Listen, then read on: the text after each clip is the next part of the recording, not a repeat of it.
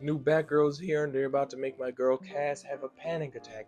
So, we start off, we get to see the plan where Nissa basically sends the crew to infiltrate, the unburied, to pretend to go in there so they can burn all their roses so, they can't get their powers and whatnot, so that they'll have to retreat because, they could just keep reviving and will keep healing and stuff and sending people back and beating them out in numbers.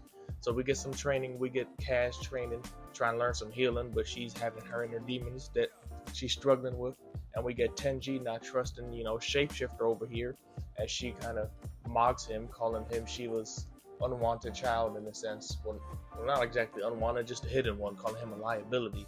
But as they get in, Cass ends up managing to see a play that they're showing their history to the others, while she's disguised. We get to see Raish and Nissa ended up colonizing. Well, I guess they did colonize technically. They ended up coming here to Samsara, which was owned by the Unburied, and killing them and taking it, which is something. Because just earlier this chapter, Nissa was just talking about how she's why they're fighting so hard for this land. Angel Breaker was like, why the hell don't we just move? And Nissa was like, this land healed me.